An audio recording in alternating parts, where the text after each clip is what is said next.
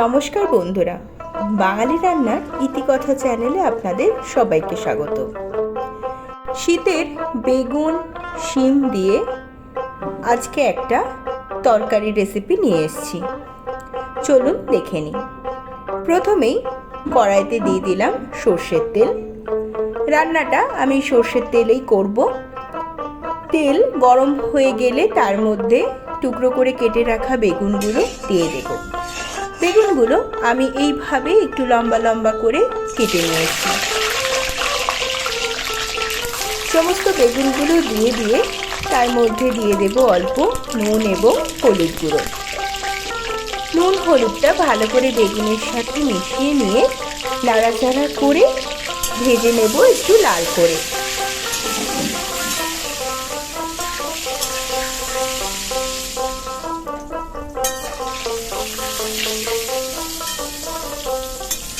বেগুনটা মোটামুটি লাল করে ভাজা হয়ে গেছে। এখন আমি ভালো করে তেল ঝরিয়ে তুলে নিচ্ছি।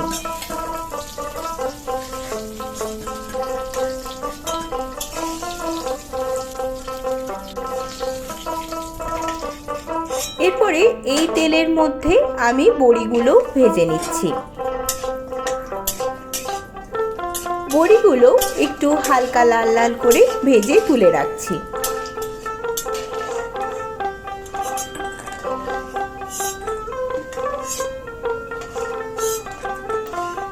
এরপরে ওই তেলের মধ্যে দিয়ে দিচ্ছি 1 চা চামচ পাঁচফোড়ন এবং একটা তেজপাতা। ফোড়নটা একটু নাড়াচাড়া করে নেব। তারপরে ওর মধ্যে লম্বা করে টুকরো করে কেটে রাখা আলু দিয়ে দিচ্ছি।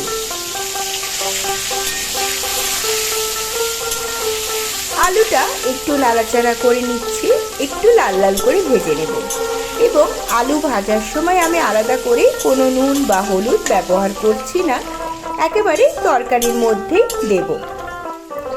আলু ভাজা হয়ে গেছে, এখন এর মধ্যে কেটে রাখা শিমগুলো দিয়ে দিলাম। শিমগুলো আমি গোটা গোটা করে কেটে নিয়েছি, আপনারা চাইলে মাঝখান থেকে একটা টুকরো করে নিতে পারেন। শিমগুলো ভাজা হয়ে গেলে এখন এর মধ্যে একটা মশলা দিয়ে দিচ্ছি। এর মধ্যে আমি দিয়েছি 1 টেবিল চামচ জিরে, হাফ ইঞ্চি থেকে একটু বেশি আদা এবং কাঁচা লঙ্কা।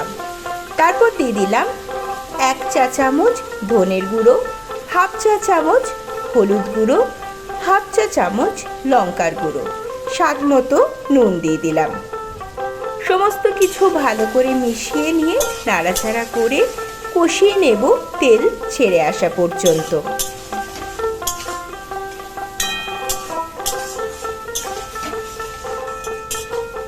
গ্যাসের ফ্লেম মিডিয়াম টু লোতে রেখে মশলাটা ভালো করে তেল ছেড়ে আসা পর্যন্ত কষিয়ে নিলাম। দেখতেই পাচ্ছেন মশলাটা ভালো মতন কষানো হয়ে গেছে। এখন আমি এর মধ্যে দিয়ে দেব জল। এই তরকারিটা যেহেতু একটু ঝোল ঝোল থাকে, তাই জলটা আমি একটু সেই মতন ব্যবহার করলাম। আপনারা যতটা ঝোল রাখতে পছন্দ সেই অনুযায়ী জল ব্যবহার করবেন। সমস্ত কিছু ভালোভাবে মিশিয়ে নেব। এরপর এর মধ্যে অল্প একটু চিনি, হাফ চা চামচ দিয়ে দিলাম সমস্ত কিছুর স্বাদের সমতা আনার জন্য। ভালো করে মিশিয়ে নিচ্ছি। এরপর ভালো করে ফুটিয়ে নেব সমস্ত সবজি এবং আলু সিদ্ধ হয়ে আসা পর্যন্ত। এখানে বলে রাখি, আপনি যদি আমার চ্যানেলে নতুন হয়ে থাকেন তাহলে এই রকমই আরও নিত্য নতুন ভালো ভালো রেসিপি পাওয়ার জন্য চ্যানেলটি সাবস্ক্রাইব করে রাখবেন। শিমটা সেদ্ধ হয়ে গেছে, আলুও সেদ্ধ হয়ে গেছে। এই পর্যায়ে আমি দিয়ে দিচ্ছি আগে থেকে ভেজে রাখা বেগুন এবং বড়ি। বেগুন এবং বড়িটা দিয়ে ভালো করে মিশিয়ে নেব এবং বেগুন দেওয়ার পর খুব বেশি নাড়াচাড়া করব না বা ফোটাবো না, তাহলে বেগুন একদম ঝোলের সাথে ঘেটে যাবে। একটু ঢাকা দিয়ে 5 মিনিট আমরা ফুটিয়ে নেব মিডিয়াম টু লো ফ্লেমে, যাতে বড়িগুলো ভালো মতো সেদ্ধ হয়ে যায়।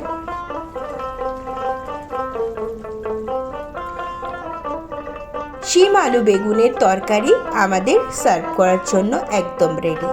গ্যাস অফ করে ওপর থেকে একটু ধনেপাতা কুচি ছড়িয়ে মিশিয়ে দিচ্ছি এবং ঢাকা দিয়ে 5 মিনিট রেখে দেব স্ট্যান্ডিংয়ে। গরম ভাতের সাথে শীতকালে এই শিম আলু বেগুন এবং বড়ির তরকারি যদি হয় তাহলে আর কোনো কিছুই প্রয়োজন হয় না। বাড়িতে একবার এইভাবে রেসিপিটি ট্রাই করে দেখবেন, আশা করছি ভালো লাগবে। ভিডিওটি ভালো লাগলে বন্ধুদের সাথে শেয়ার করে নিতে ভুলবেন না এবং আমাকে কমেন্টেও জানাতে ভুলবেন না কেমন লাগলো।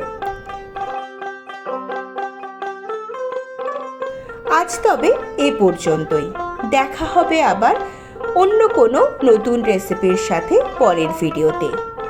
ভালো থাকবেন, সুস্থ থাকবেন, ধন্যবাদ।